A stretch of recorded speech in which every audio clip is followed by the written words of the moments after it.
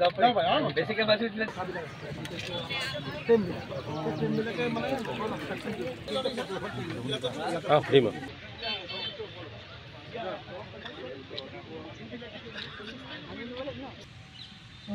বিধায়ক মহোদয়ক অশেষ ধন্যবাদ জ্ঞাপন কৰিছোঁ যিহেতু আমি স্কাইলাইন এটা কৰিবলৈ চেষ্টা কৰিছিলোঁ।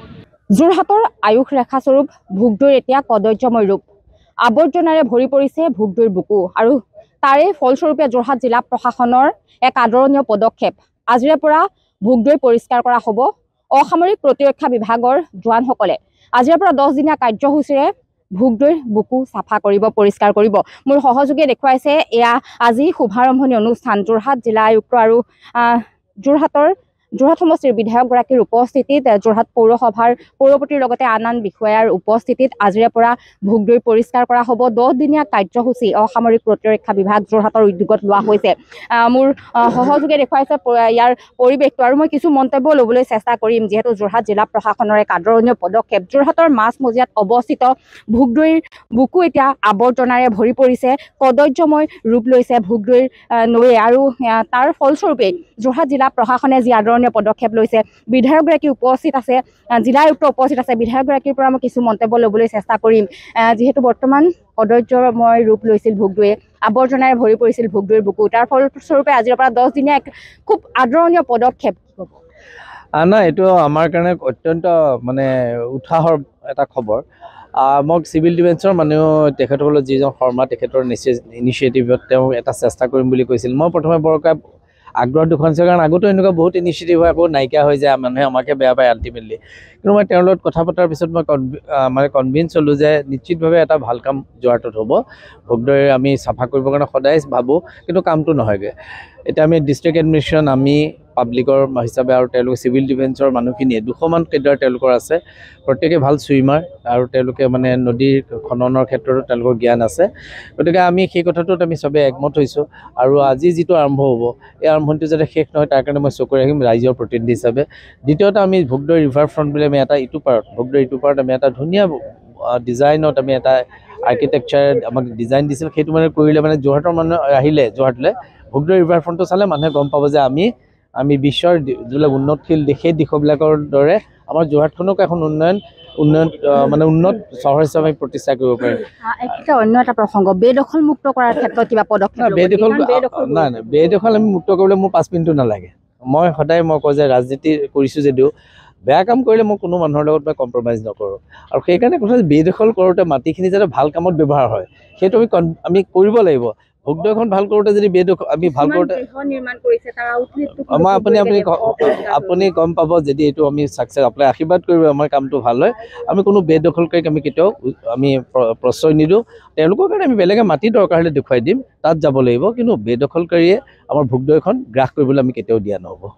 হয়, এয়া আছিল যোৰহাট সমষ্টিৰ বিধায়কগৰাকী। তেওঁ এটা কথা স্পষ্টকৈ উল্লেখ কৰিছে, এইবাৰ যোৰহাট জিলা প্ৰশাসনৰ তৰফৰ পৰা যি 10 দিনীয়া কাৰ্যসূচী লোৱা হৈছে আৰু ভোগদৈ বেদখল মুক্ত কৰাৰো আশ্বাস প্ৰদান কৰিছে বিধায়কগৰাকীয়ে। জিলা আয়ুক্ত আছে, মই কিছু কথা পাতিম, কিছু মন্তব্য ল'ম যিহেতু যোৰহাট জিলা প্ৰশাসনৰ এক আদৰণীয় পদক্ষেপ। 10 দিনীয়া কাৰ্যসূচীৰে আজিৰে পৰা কদৰ্যময় যি ভোগদৈ বুকু চাফা কৰাৰ এক সিদ্ধান্ত, কি ক'ব?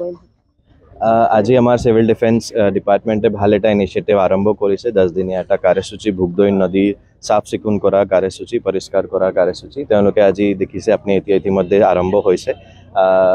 ভোগদৈ নদী যিহেতু লাইফলাইন হয় যোৰহাটৰ, তো এই কাৰ্যসূচীৰ জৰিয়তে মই আশা কৰোঁ যে আমাৰ গোটেই সকলোৱে যোৰহাটৰ ৰাইজ সচেতন হ'ব, তেওঁলোকে অৱেৰ হ'ব যে ভোগদৈ চাফ চিকুণ ৰখা আমাৰ সকলোৰে দায়িত্ব।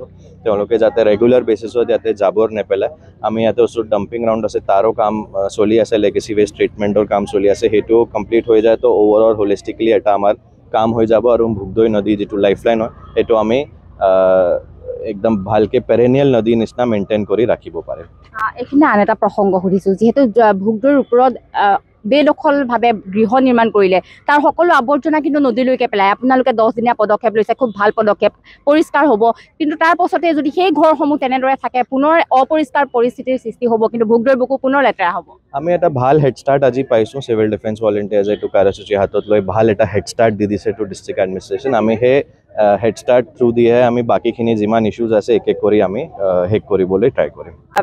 আৱৰ্জনা তাৰ লগতে সমান্তৰালকে বেদখলমুক্ত কৰাৰ চেষ্টা, এইটো আমি এটা এনালিচিছ তেওঁলোকে 10 দিনে ইয়াত থাকিব, 10 দিন তেওঁলোকে ইয়াত কাম কৰিব, তেওঁলোকৰ এটা এনালিচিছ ওলাব যে ক'ত কিমান ইছ্যুজ হৈ আছে, ক'ত কিমান এনক্ৰোচমেণ্ট হৈ আছে। সেইটো আমি এনালিচিছ ৰিপৰ্ট যেতিয়া পাম তেতিয়া আমি ইনিচিয়েটিভছ ল'বলৈ ষ্টাৰ্ট কৰিম আৰু আমি সেইটো ইছ্যুজ এড্ৰেছ কৰিম।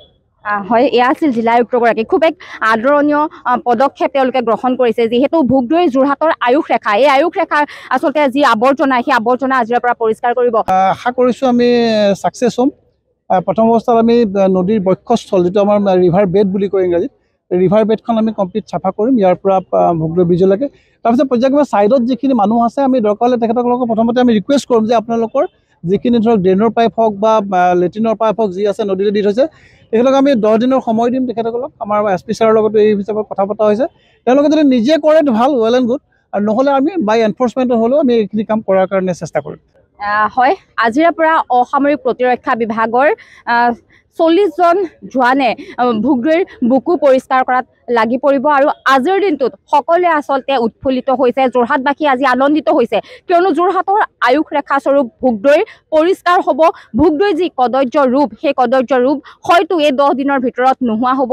আৰু জিলা প্ৰশাসন আৰু যোৰহাটৰ বিধায়কগৰাকীয়ে এটা আশ্বাস প্ৰদান কৰিছে, কেৱল মাত্ৰ ভোগদৈৰ বুকু পৰিষ্কাৰ কৰাই নহয়, ভোগদৈৰ যি বেদখল আছে সেই বেদখল আচলতে তেওঁলোকে এইবাৰ মুক্ত কৰাৰ আশ্বাস প্ৰদান কৰিছে আৰু যোৰহাটবাসীও আনন্দিত হৈছে। যোৰহাটবাসীয়ে আজিৰ পৰা এই 10 দিনীয়া তেওঁলোকৰ যি কাৰ্যসূচী, যোৰহাটবাসীয়ে আশা কৰিছে এইবাৰ ভোগদৈৰ ন ৰূপ পাব।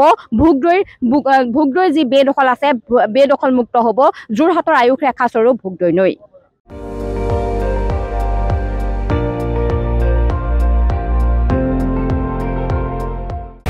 আপুনি চাই আছে ND24, সৰ্বশ্ৰেষ্ঠ নহয় সৰ্বোত্তমৰ দৌৰা।